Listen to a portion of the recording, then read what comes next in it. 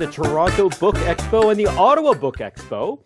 I'm here with publisher and representative of Agora Publishing, Raymond Samuels, who is the disembodied voice and the mysterious stranger.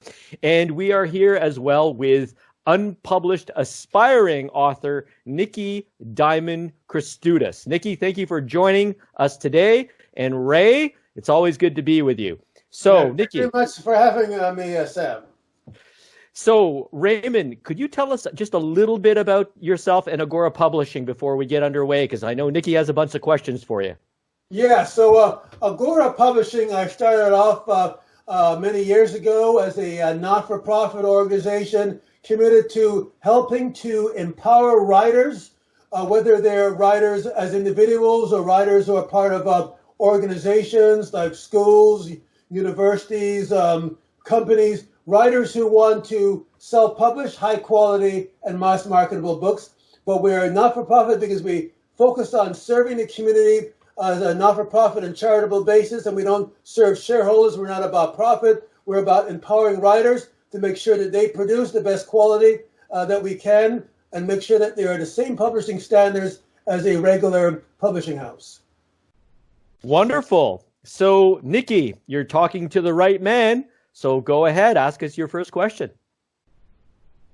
Hello, my name is Nikki Diamond Christoudas, and I am a self-styled informal reporter, nonfiction writer. I have been writing since I was a young girl. I'm very interested in improving my community, and not just my neighborhood, but various communities throughout the Ottawa area, Ontario, Canada, North America, and the rest of the world. I'm very interested in knowing if Agora Publishing House would be the right place for me to publish a collection of essays. Awesome. Well, it's wonderful to be able to speak to you, Nikki, and congratulations on embarking as a writer. And I'm definitely here to give you some information which will hopefully empower you. So definitely at Agora, we work both with fiction and nonfiction authors like yourself. And the reason I would say that we're the right choice is that unlike a lot of, we're basically, as a self-published writer, you have basically two choices. You can either do everything on your own and go through an organization like KDP. The advantage of that is that they're fairly cheap, but they don't provide the hands-on support to you as a writer, particularly for self-published writers who don't know how to go about producing a self-published book. So that's one option for a writer. The second option is the myriad of other sort of self-publishing agencies that are for-profit in nature. They often produce better quality books than what you might get at KDP, but they still have a lot of quality control issues because they're about profit. And I see these books and they often still don't come out right to the same standards of a regular corporate trade publishing company. So I would say that at Agora, you're at the right place, Nikki, because what we do, unlike all these other organizations, is that since we're about serving the community, we focus on maximize satisfaction for you as a writer. Our objective is to make sure that your book is produced in a way that no one can tell that it wasn't published by the Random House, Harlequin, U of T Press. We want to make sure that your book comes out with a high level of professionalism and production quality. So we definitely are not about producing a substandard product. Our job is not done until you are excited and enthusiastic about every step of the way and how your book finally turns out. Wow, that sounds really great because I am really excited about putting out my first book. My hesitation was, since I didn't have a master's or a PhD in something formal, or I wasn't some formal consultant hired by some company, that my opinions wouldn't matter. But I think that I'm in my late 40s and I have a lot of common sense life experience to offer to others. And I think that it's very important to substantiate and to formalize my ideas, but to also make them as coherent, clear, concise, and pleasing to as wide an audience as possible. Could you help me help me to reform and reshape popular culture as we know it throughout Ottawa and Ontario and Canada? Yeah, so we're definitely excited, Nikki, about working with writers like yourself who have that vision, who want to inspire others as far as social change and community awareness and engaging we as individuals in society, engaging each other so we can start through books, move society in a forward direction. So we're definitely about that.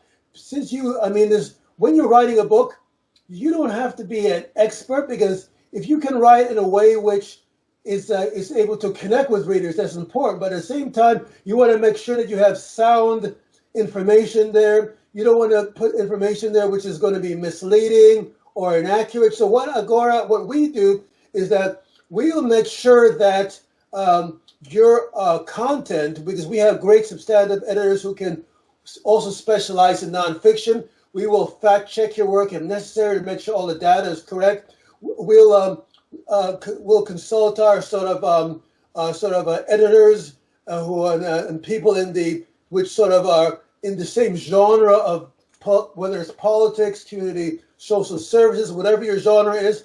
We have the experts to go through your book and to make sure that it will stand up to the most sharpest critics when it comes to your book being out. Because definitely, as a writer, you have, everybody as individuals has a lot to share, but we'll make sure that we'll do the necessary fact checking if necessary to make sure that your book is sound, professionally produced, and is going to impress people and will not fall down because of it has inaccurate information in it.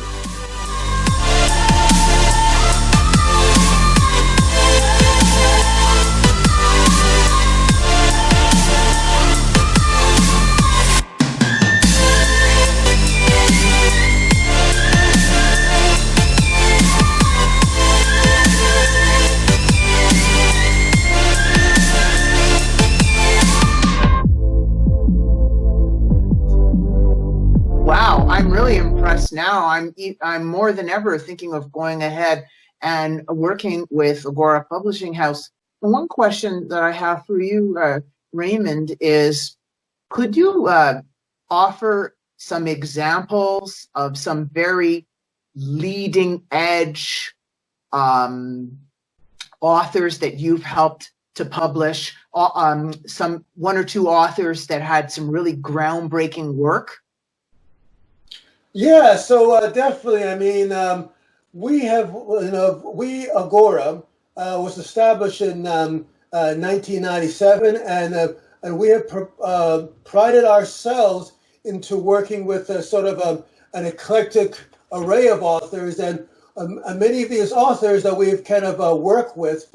They were in Ottawa Book Expo last year, as well as, unfortunately, our Toronto Book Expo and Ottawa Book Expo events are getting canceled because of the COVID. But in terms of the experts, we have sought to intentionally focus on sort of the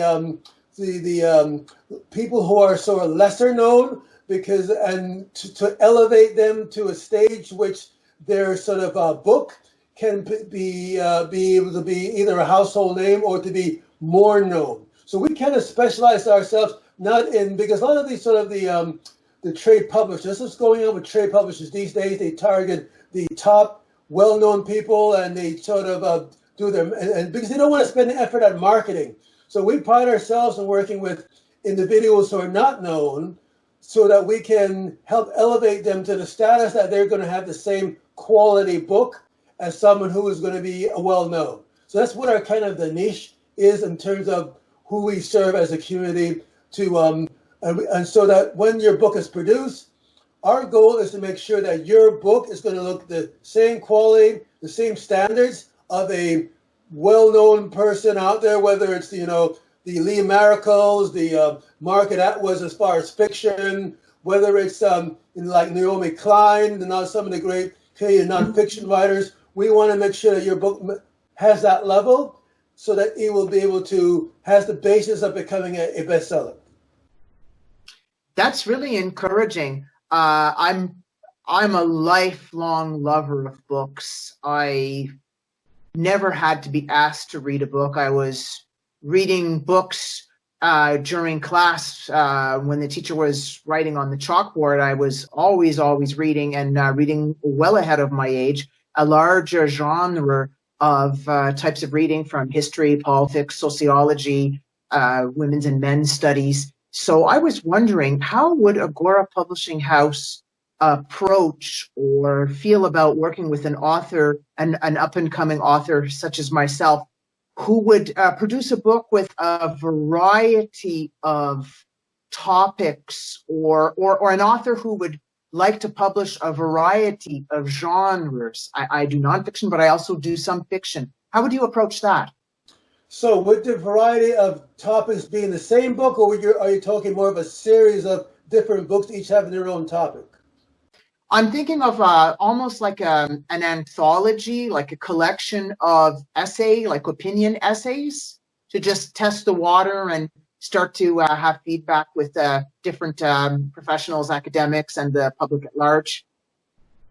Yeah. So the good thing about that sort of approach anthologies is that these days a lot of people have maybe a little bit of a shorter attention span, and they like the idea of being able to be exposed to a variety of different content. So when you're doing that approach, it serves it gives two things: an ability for you as a writer to express your multifaceted individuality, so that all the different facets that you want to touch on can come out in a sort of an uncensored way, but also gives the reader, a potentially a richer experience. So if you have the ability of having an anthology and having that diversity going on in one book, you should definitely use it to your advantage, and it can be a marketing advantage of being able to attract many different readers to your book, all looking for the different facets of you rolled into one in the anthology. That sounds really good. My background is I have been a blogger and a short story writer, a bit of a poet, and I've always been dreaming about making a memoir of my life, in addition to a collection of essays in possibly more than one volume, a collection of essays that would build on kind of a thesis for each essay that would substantiate why current thinking needs to change across the general population in order for social conscious movements to really concretize and be able to take forward progressive thinking. I think right now our society is very stagnant, very stalemated between left and right, whether in politics, for example, and other forms of extremism and polarity.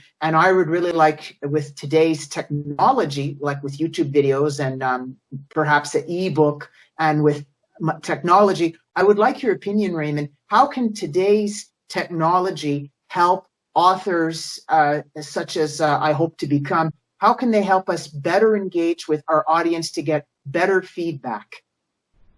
Well, yeah. So definitely, like you were mentioning, Nikki, if a writer has the perspective and the openness to be able to work with these technologies, in terms of from the interactive context, I suggested a writer to be able to leverage their social media presence through Facebook page, Twitter, LinkedIn, to use all those sort of social media mechanisms to connect with different audiences, and to through YouTube offers the opportunity to be able to connect with audience by being able to express, because a lot of people will, if you're an author and you create a YouTube channel, a lot of people will subscribe to your channel because they want to, for example, know you as an author who as a nonfiction author, you can use your channel to discuss different sort of political, social perspectives of the day that has to do with news, anything you want to talk about. And then you would have people tuning into your channel looking at your video of the day, and then they would make sort of comments below, and then you as a writer can reply back to them. So in that sense, YouTube, along with all these other social media channels, as well as creating an author blog that we can assist with too, because of our experience in creating a blog. There are all these different opportunities to be able to engage in your audience and to develop a buzz about your book through, if you have the openness to utilize these technologies, as you say that we have.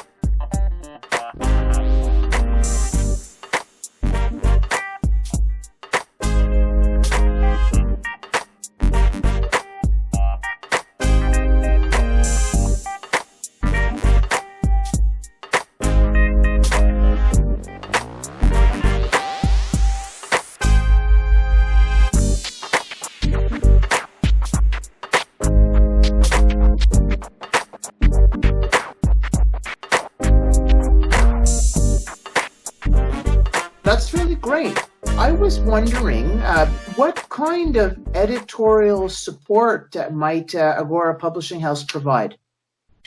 Yeah, so in terms of editorial support, so we on our website, agorapublishing.com, if you go to the top menu tab, we have a book publishing roadmap. It has it's about at least, I think, 20 different types of services we provide, but the major services include, along with ISBN registration, is that we help authors editorially, as well as presentation with the book cover design.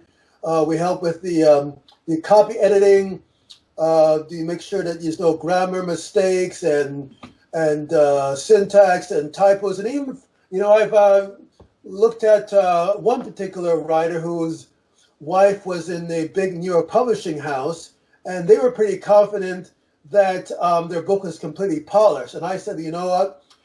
Even if your book is polished and you're a professional editor, somebody else is going to find some problems in there. And sure enough, her husband found problems, but I found more problems. And so we have the expertise to reinforce and to support writers like yourselves and make sure you have a polished product editorially in terms of the copy editing process.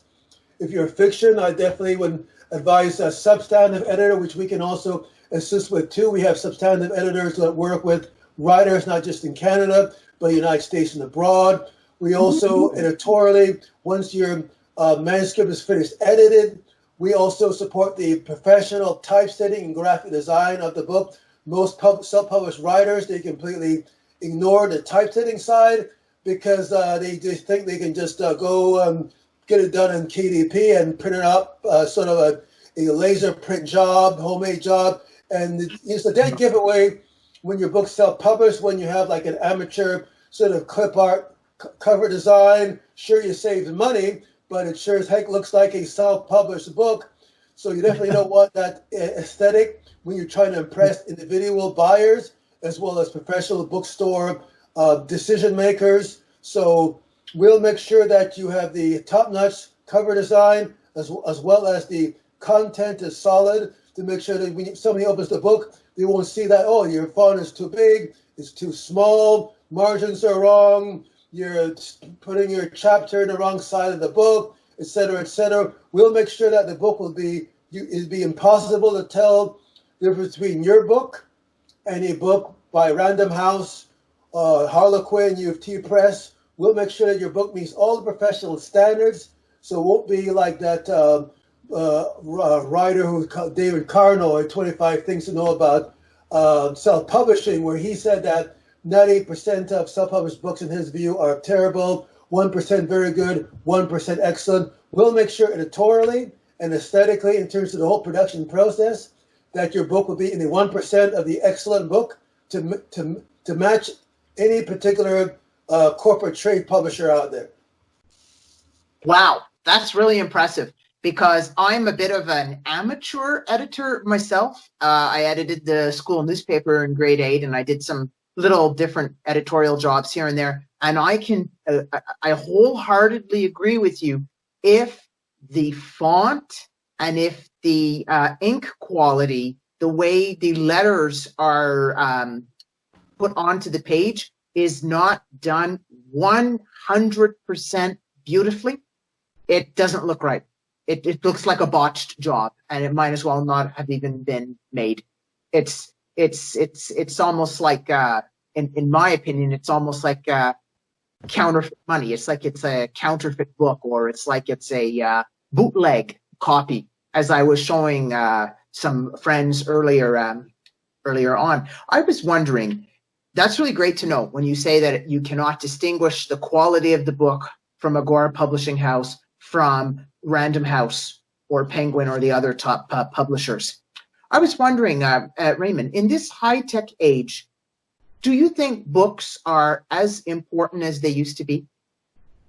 Yeah, so I'll definitely answer that in a second, but definitely I'm glad you mentioned that your background in the student newspaper, because that's where I got my background in terms of the typesetting. I was also in a student newspaper that got critically acclaimed by the Canadian University Press. Even back from high school, it was the only sort of student newspaper from high school that was critically acclaimed by them. So that's why I kind of learned those sort of skills you also learn from the standpoint of the importance of typesetting, the ink, the look, because if you're doing like a math book, the font in a math book is not going to be the same as you do in a fiction book or a political science book. I mean, there's all sorts of things to choose from. Now, I think you were mentioning about the importance of a book these days. In my view, is definitely, I mean, there's some people out there that might think, well, we have the internet, people not so much in the books, but I've been reading a lot of, different articles out there which said that, back maybe about, let's say, 15 years ago when the internet was relatively new, there was the kind of book sales were going down with the novelty of the internet.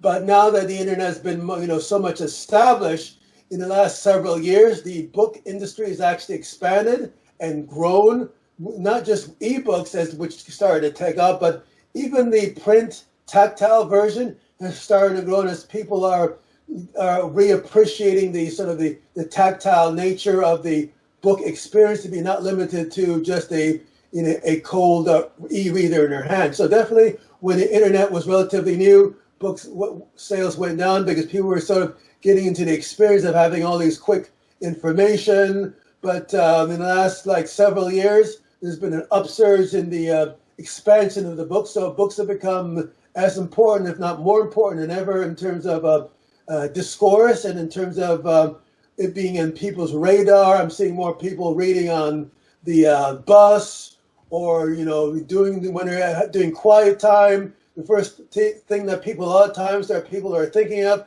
is not necessarily going online or watching TV, but curling up to a book. So I think that books definitely have been taken off. So I would definitely encourage you as a writer to get out there and get your book out, because a book, to me, and we sort of try to support the idea of books being important in terms of generating and helping provide a focal point for discussion of critical ideas in society, moving them forward. So I think that books are also important in terms of literacy. I find that books provide an opportunity for people to express themselves more than just a text message. So the more that we encourage younger writers in particular to explore books, it will encourage them to be more expressive as a writer and not just as a reader. And rather than just thinking that, okay, I love my book, I love reading, but I'm just going to I want to limit myself to, to technology of internet. So I think that the more authors we can have like yourself, who are willing to thoroughly express themselves in a book, that's going to be a very positive thing for society.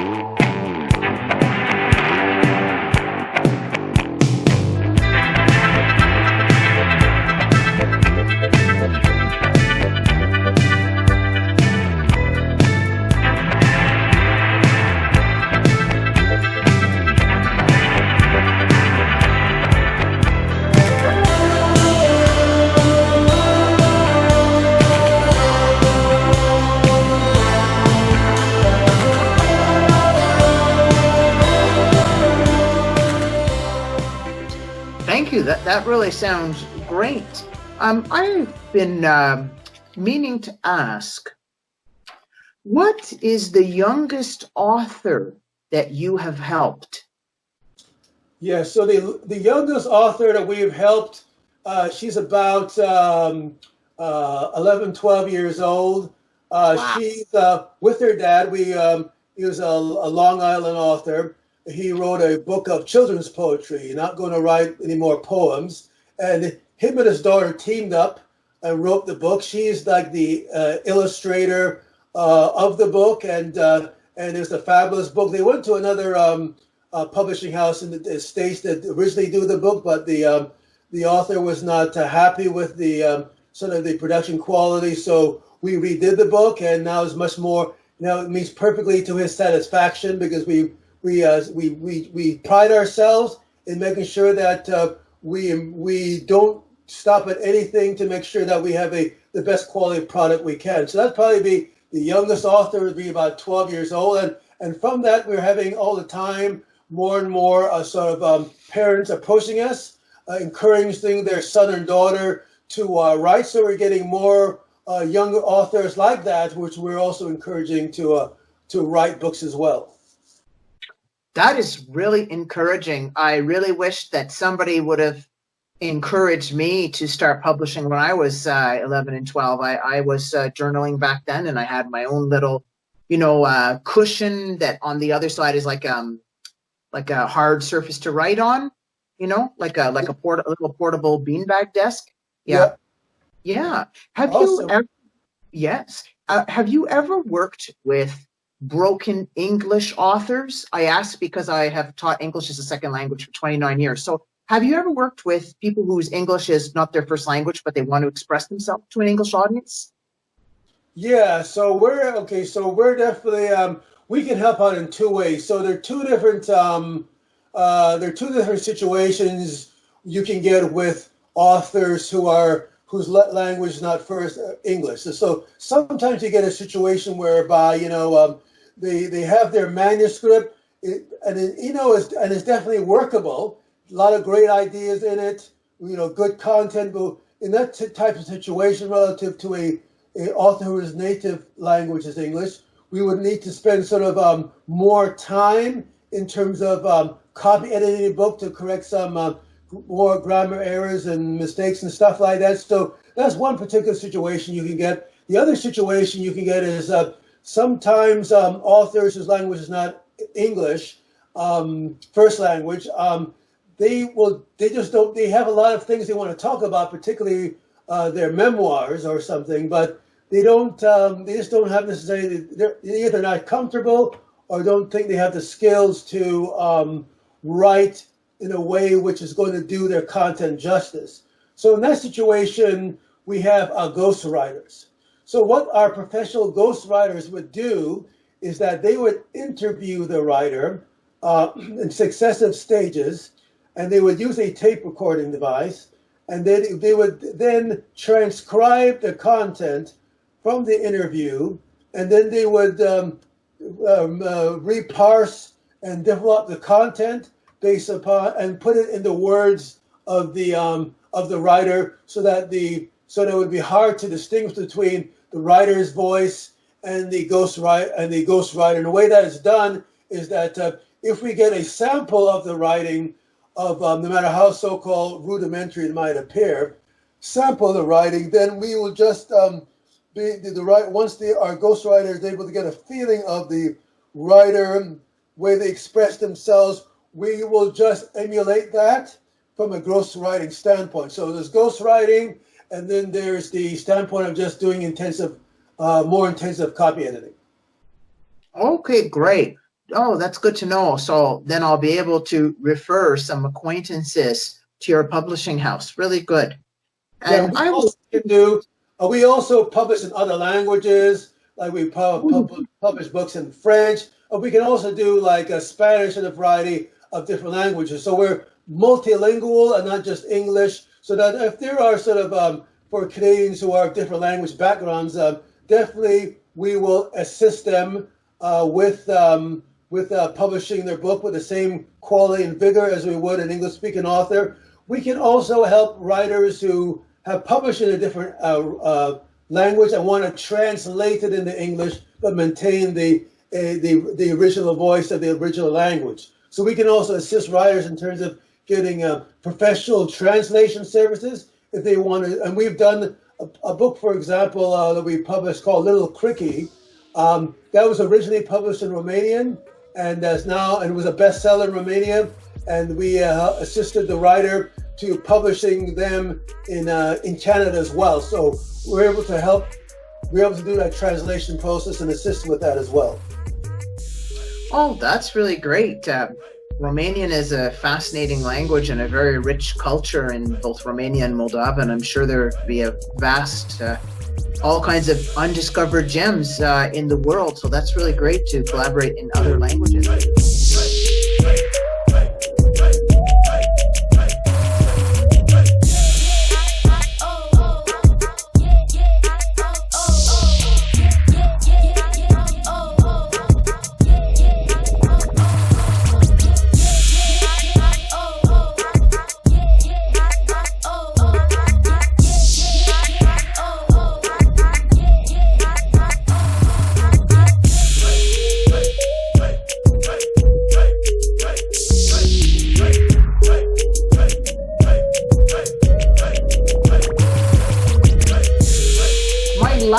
Question for you is, it's a little bit touching on what I talked about earlier, in terms of how can Agora Publishing House help innovative writers reshape society, and in terms of how can a publisher such as yourself help a future author such as myself help the public who might not be in university, they might not be academics, they might not be journalists themselves or have degrees in communication, but they want to become more aware of social issues. How can books and the Toronto Book Expo and the Ottawa Book Expo and perhaps in other cities and Agora Publishing House, how can you help precipitate or help usher in a more, not just well-read and more literate, but how can you help bring about a change in consciousness? Well, I mean, the best way for me to answer that is based upon my own experience as a nonfiction writer. The first book that I wrote is entitled National Identity and Cosmopolitan Community. If you Google that, you'll see that it's in many different top libraries, not just in Canada with and McGill and University of Toronto and all over the place, but you'll find it in Australia, you'll find it in Princeton, Harvard, Yale. So when I wrote my book, my idea of the book was to bring about a dialogue on who we are as Canadians, our national identity, the extent to which at the time, there was a sort of a definitely perception that people of different backgrounds other than English and French were second-class citizens. And I wanted to support a dialogue to help support a more sort of integrated sense of who we are based upon, the idea that First Nations, English, French, everybody who are Canadians are all equal and vibrant and critical aspects of our society. So what I did with that is that I vigorously, put the message out. And when I published the book, it was back in 1997. It was when the internet was just at its infancy. So you don't have all the benefit of all these extra technology. It was before Google. It was before YouTube. That time, into 1999, there was like a Yahoo, and then there was the MySpace, which is still around but quite different than it was before. So I got interviews by like in the Voice of America. It was accepted by chapters. Different Canadian media. It was on University Radio in Canada, different media outlets. So so if you're, as a writer, particularly in nonfiction as well, if you're passionate about what you're trying to talk about, even if you don't have the access to the internet, which I didn't have much of an access to back in the day when I sort of start of my book. If you're able to convey that passion to people in the media, and if they're able to sense your professionalism, who you are, and the sincerity of your message, then by successfully conveying that passion, the more that you can touch people who are in strategic areas of communication to then relay that messages to that audience, that is going to be the chain reaction, which is going to inspire the type of dialogue about what your message is about, and to get people thinking and talking. And so that's the message that's, and there, with the internet these days, you have, more and more, the writers who are taking advantage of that. So definitely, if you can communicate your passion and be strategic about it and start to inspire dialogue and discussion, and people start to say, what's this book? I want to read about it. That's definitely, I would advise an author like yourself not to be reticent about what your message is, to go out there to try to express yourself in terms of who you think is going to listen, and to then relay that message and to start a positive chain reaction of thought and that will enable more and more people to be interested, curious about your book, and inspire the type of debate and dialogue which is going to lead to the type of progressive change, elevated consciousness that you're seeking to inspire. And then we, as Agora Publishing, we definitely have that eclectic base of both nonfiction and fiction writers who are there to support you in your efforts to get your message across to where it needs to get across, to bring about the type of discussion that you're seeking to take place.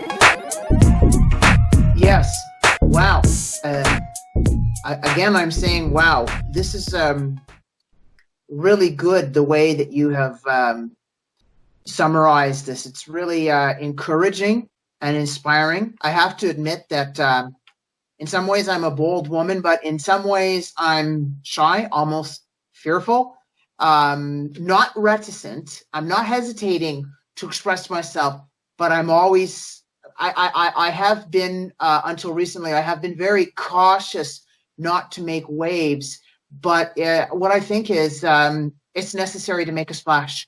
It's necessary to break eggs to make an omelet. So thank you very much for those are all the questions that I have.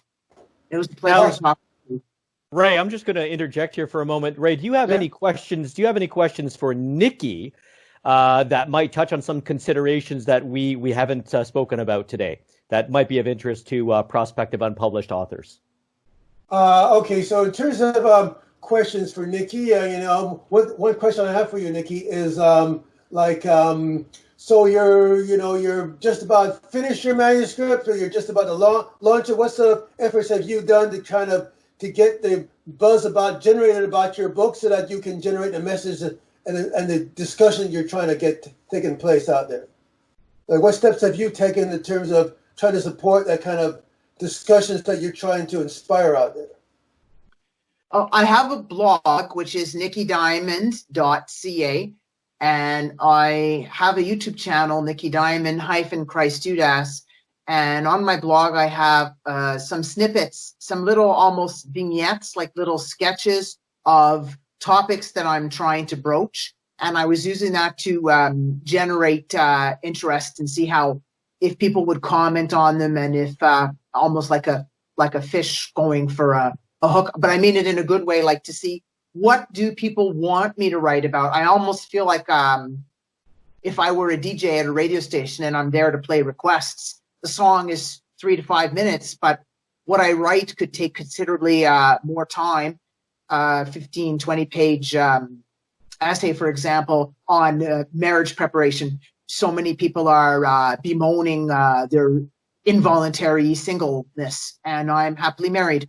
almost 6 years this July. So I feel that I have something very important to share, as I struggled a lot in my 20s and 30s. So when you ask how I'm starting to generate the ideas for the writing, at first I have to admit that I was very daunted. Even though I love reading and I just love writing and I love the concept of writing, I was daunted by the idea of writing in some little dark, cramped, dusty office by myself, in dire poverty and surrounded by all these well-written books that very few people have read. I was very much looking for what will be popular and what will be meaningful and helpful to the most number of people. But what is helping me so far is to let go of polishing my product and to trust that a publishing house such as yourself will take care of those finer details. And by letting go of the need to make a perfect polished project, it's helping me not be paralyzed about writing and to just be free to make a mess and be free to just start brainstorming and just really putting some meat on the bones. And even some writers whose English is not their first language are inspiring me to write, because it's their idea that they're trying to convey rather than the beauty of their literature, let's say. And also what's helping to set me free to write is not considering myself, I'm not here. It's not a competition. It's not like I'm competing against Walt Whitman or Dostoevsky, or it's not that I have to be number one to be read. As you were saying earlier, Raymond, it's about, are people curious and interested in what I'm writing? Yeah, well, I think that when you sort of, you said you have a blog there, and I think there are a lot of people who are going to be curious about your writing, and you will get some of them who would have interacted you through your blog to kind of, and the blog is a great way sort of to test the waters on that. And even if you didn't get a lot of interaction through your blog, that may be because you're just not, your blog is not is not really getting a lot of traffic to reach your target audience. So I think that as a writer, there's lots of messages you can have, and definitely I think it's all about trying to position your blog in a way which is going to help test the waters and inspire that kind of dialogue you're looking through. And if you don't have a lot of dialogue, I wouldn't see that as I wouldn't get disheartened by that. Maybe you just haven't reached the audiences that you're looking for. So I think that there's always an opportunity kind of, I think that most writers have various audiences. It's just a matter of trying to reach them.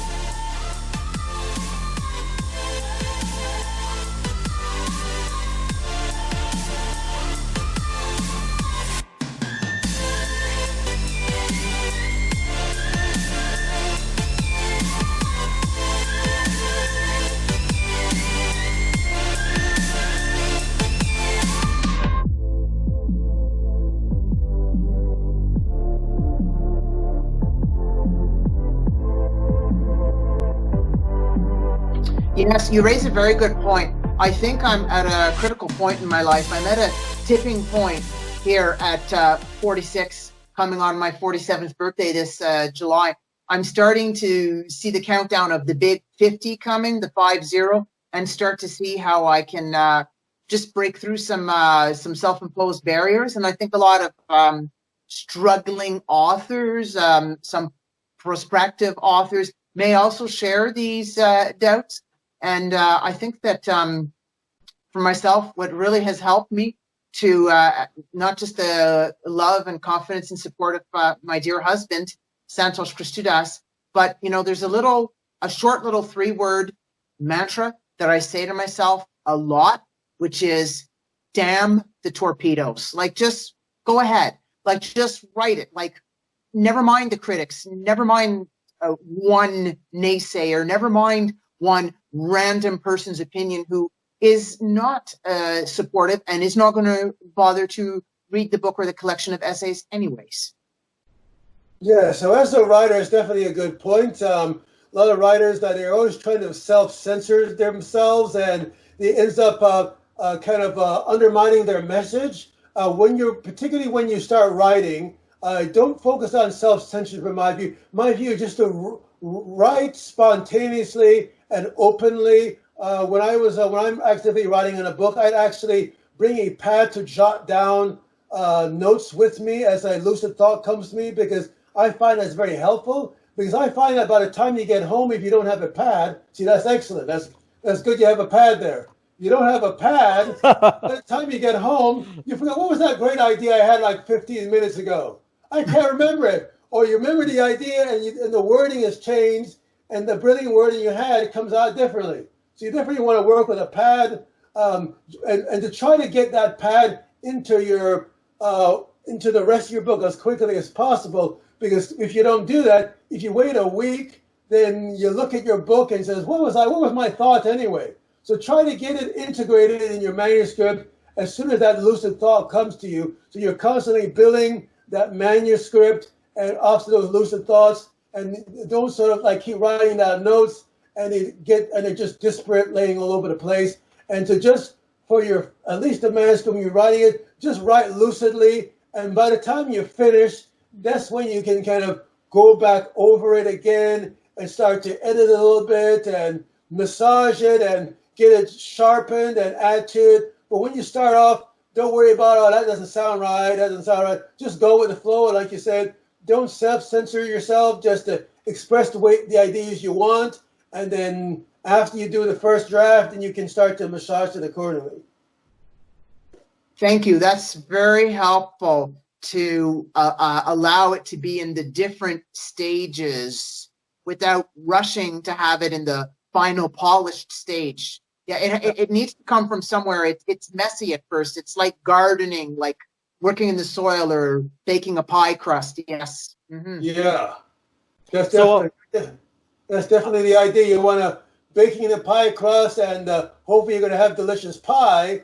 But in the meantime, it's almost like you're maybe like a little bit of cooking instead of like baking, because I find that if I don't focus a lot when I'm doing baking, I forgot baking soda, and that's why my loaf didn't rise. So when you're doing cooking, I find you can kind of like not focus as much. You can kind of be creative and always come up with something different. So baking is good, but definitely baking, you might want to be a little bit more focused unless you're a very good baker, and then you can be kind of spontaneously doing things, but definitely that's the idea, baking, cooking, be spontaneous, be open, and hope and see watch your sort of creative energies flourish, and don't be and there's always opportunities to experiment.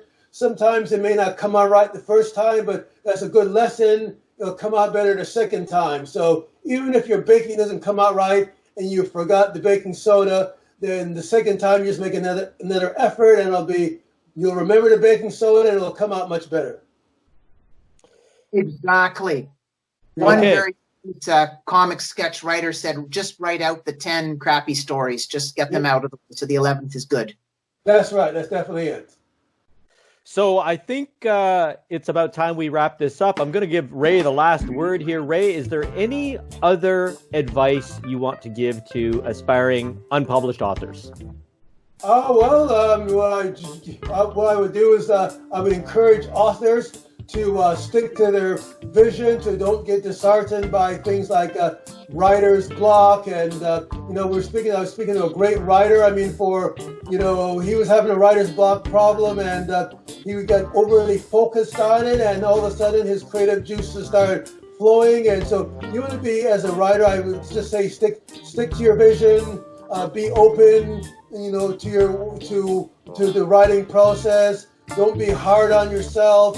If you have that a great piece of writing that's collecting dust in the attic, you really thought it was good, maybe now's the time to maybe reconsider that, And with the self-publishing, maybe if it got rejected by a traditional publisher, maybe you can publish it on your own and show that publisher what a great book that they missed an opportunity on publishing. So that's definitely, I would encourage writers to basically not be disheartened and to be open and to be focused on what their vision is and to have a solid business plan as they develop their book that includes,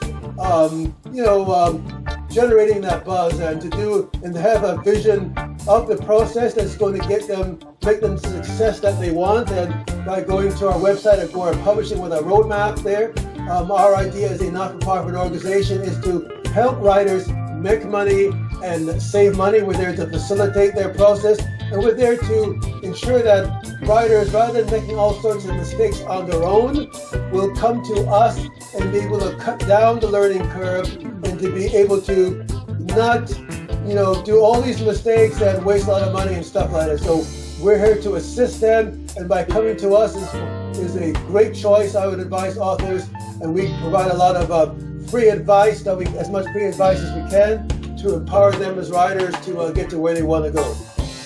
Great, Ray. Once again, the website is agorapublishing.com. That's A-G, as in George, O-R as in Ray, A Apple, and in publishing, the word, Agora Publishing, one word, .com.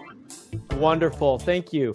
And Nikki Diamond Christudis, thank you so much for joining us today and acting as a mouthpiece for authors, prospective unpublished authors out there everywhere.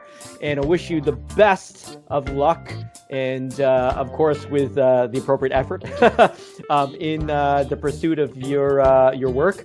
And once again, Raymond Samuels, it's an honor, sir. Thank you so much for spending time with us today. And I'm sure we will talk to you again and pick your brain again. And may you both stay safe during the pandemic. Thanks again. Thank you very much for having. Thank you very much for Nikki. Great, wonderful talking to you, and wonderful talking to you. Thanks for inviting me, Sam. You're welcome. I'm Sam Dubé on behalf of the Toronto and the Ottawa Book Expos. Take care and be safe. Bye-bye. Thank you very much. Thank you.